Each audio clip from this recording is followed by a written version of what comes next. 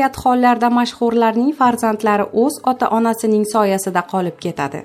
Nur.kz sayti prezidentlarning mashhurlikda o'z otalaridan qolishmaydigan qizlar haqida ma'lumot to'plab taqdim etdi.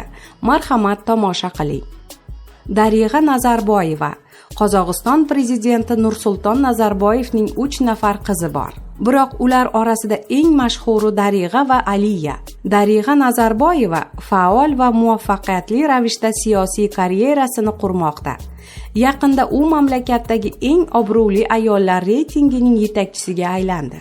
2016-yilning 15-sentyabrida Qozog'iston parlamentiga senator sifatida saylangan edi. Aliya Shagiyeva, Qirg'izistonning sobiq prezidenti Almazbek Atambayevning qizi Aliya rassomchilik bilan shug'ullanadi. Men ozod bo'lish va boshqalarni ham bunga chorlashni istayman, deb yozadi prezidentning qizi o'zining Facebook'dagi sahifasida. Uning suratlari va postlari Qirg'iziston va xorij ommaviy axborot vositalarida bir necha bor shov-shuvlarga sabab bo'lgan. Shuningdek, Aliya xayriya ishlari bilan ham shug'ullanadi.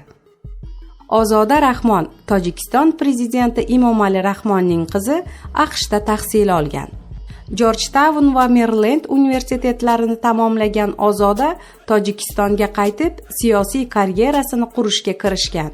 Tojikiston senati a'zosi va dunyoning eng muvaffaqiyatli 100 nafar ayollaridan biri hisoblanadi. Ayshat Qodirova, Checheniston prezidenti Ramzan Qodirovning qizi. O'zining kiyimlari kolleksiyasi bilan tanilgan.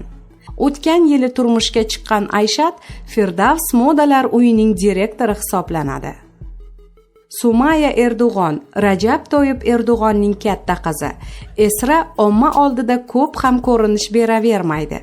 Biroq kichkina qizi Sumaya mamlakatning siyosiy hayotida va ota-onasining rasmiy uchrashuvlarida faol ishtirok etadi. Sumaya Oksford universitetini tamomlagan. Ivanka Trump. Ivanka Pensilvaniya universitetini tamomlagan va otasi Donald Trampga rasmiy uchrashuv hamda xorij safarlarida muntazam hamrohlik qiladi. Leyla Aliyeva. Ozarbayjon prezidenti Ilhom Aliyevning 2 nafar qizi orasida Leyla ko'proq mashhurlikka ega. U suratlar chizadi, she'rlar yozadi, hatto bir nechta kitob ham chiqargan.